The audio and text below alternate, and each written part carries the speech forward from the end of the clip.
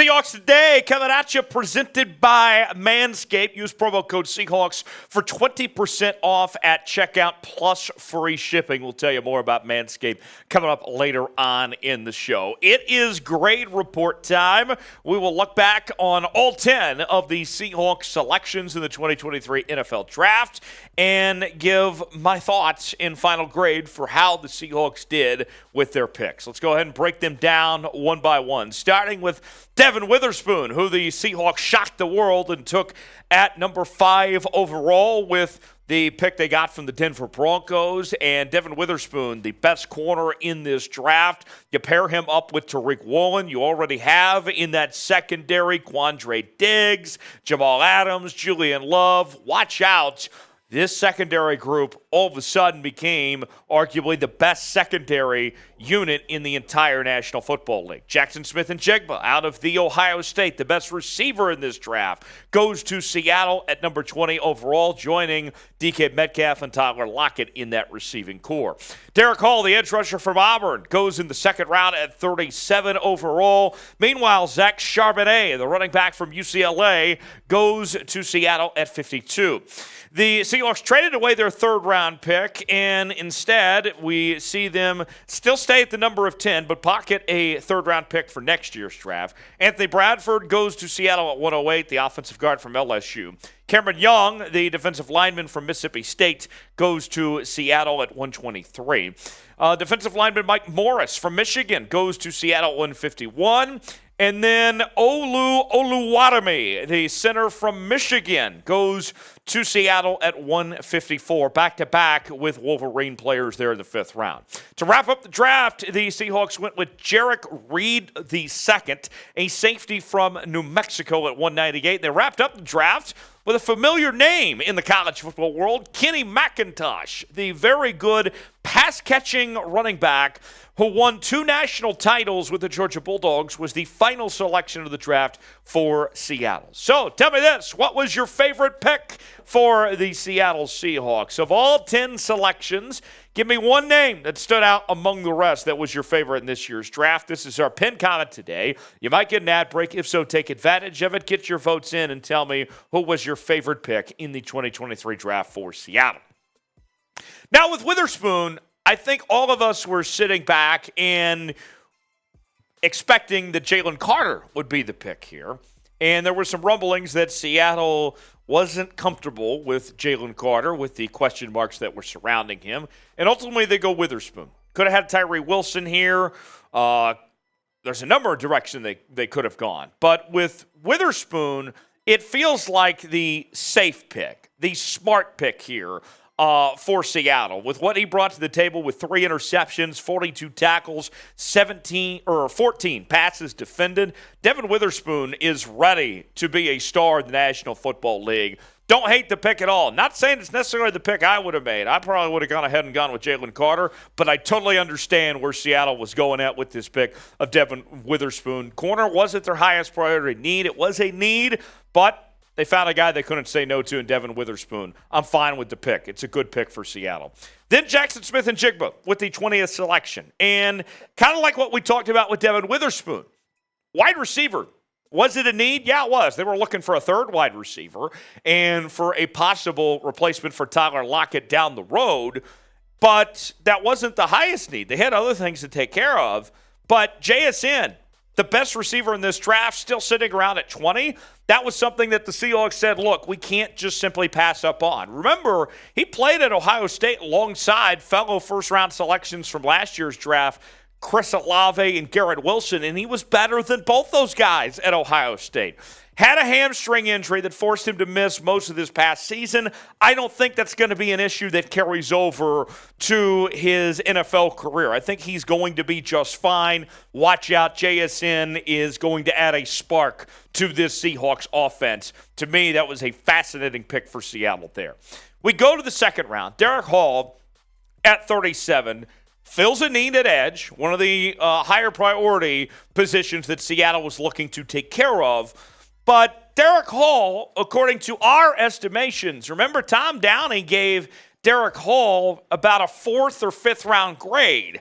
And so it may have been a little bit of a reach to go with him at 37, but he is coming off a season where he had 6.5 sacks, 12 tackles for loss, and 60 tackles, and he looks the part, right? I mean, we give you these big cam photos on our screen for a reason, just to give you the visuals, and you can see this guy is massive. Now let's see if that translates into a top talent in the National Football League on that front. But that's the pick Seattle goes with Derick Hall there. Got more picks to run through to break down coming up in just a moment. Before we do, with the NFL draft in the books now, the most exciting prospect is still around. That's the prospect of being perfectly groomed head to toe with our friends at Manscaped. Manscaped has long had elite downfield play with their Lawnmower 4.0, but in 2023 they have a rookie sensation, the Beard Hedger, to ensure the face of your franchise is a pretty one. This 1-2 punch of men's grooming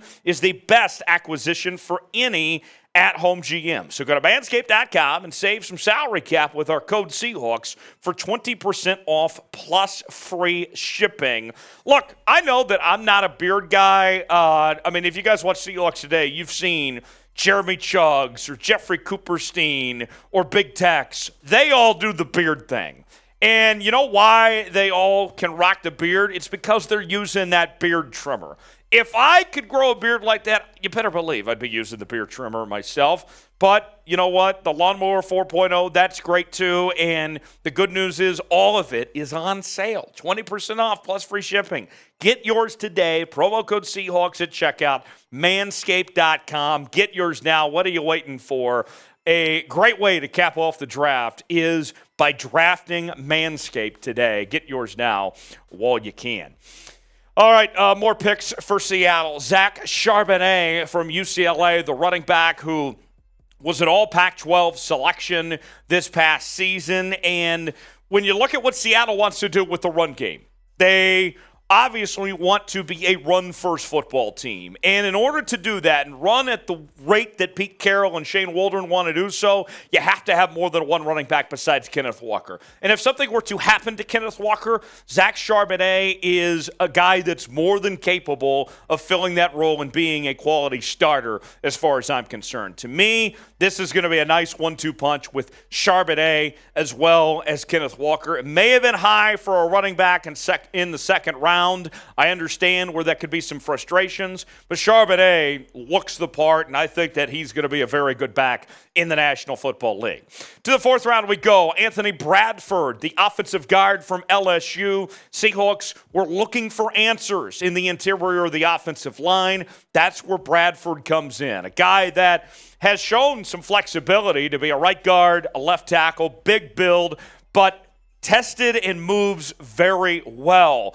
Now, his play time has been kind of limited. Only 17 career starts. Still needs some more reps, so he'll need time to mature and grow into his role. But I got to tell you, to me, this was one that I got excited about for Seattle, of a guy that could step in, and he's got to learn on the fly of sorts. But this, I think, has something that can pay off down the road for what Seattle's looking for at that position. Hey, you, join the channel. Look, we're not done with all of this, by the way.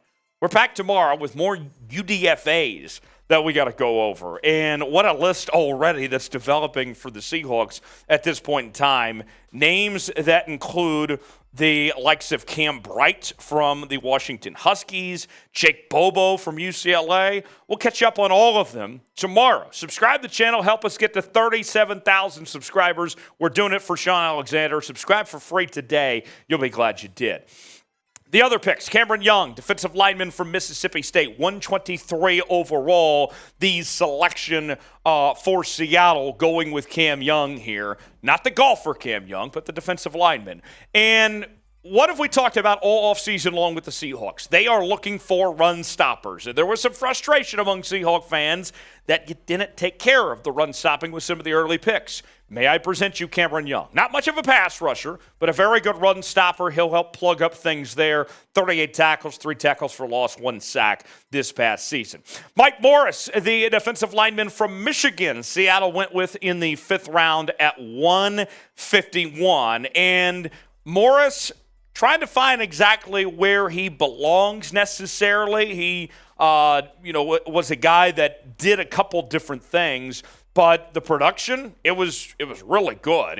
He had 7 sacks this past season, including 11 tackles for loss and 23 tackles. Watch out. We'll see what he can bring to this Seattle team. We mentioned Seattle looking for help on the interior of the offensive line. That is where we find Olu Oluwatimi with this pick from Michigan. And Olu, what a story for this guy, for his path. I mean, he's been everywhere. He was at Virginia at one point, ends at Michigan, won the Remington Award. And this Seahawks team, you got Evan Brown right now. Maybe Olu eventually steps in and becomes your starting center. I think he was under the radar of sorts. Watch out. Let's see what he does in camp. 2 more picks. Jerrick Reed, the second safety from New Mexico, was picked up. He was one of the better defensive players in the Mountain West Conference, had over 90 tackles there. And then they ended the draft with Kenny McIntosh, running back from Georgia. Second running back. I don't think this is good news for DJ Dallas because Kenny McIntosh can be a third down back type. He's a very good pass catcher. I think Seattle goes with a pretty young running back room with Walker, Charbonnet, and McIntosh here, and was very helpful for that Georgia offense in their national title run. How would you grade the draft? I'll give you my grade here in a second, but want to hear from you guys first. A, B, C, D, or F. Let us know in the comments section what your grade is for Seattle, and I'll give my grade coming up on the other side. My final grade, going with an A. I loved this draft from the Seahawks. Sure, they didn't necessarily go with their biggest priorities at the beginning of the draft, but every need got covered. And this team today is a lot better football team than they were on Thursday. You heard Louis Riddick say that he feels this is the team to beat in the NFC West. Watch out. The Seahawks are coming. Get excited. Get on your feet. Here we go. We'll see you tomorrow here on Seahawks Today.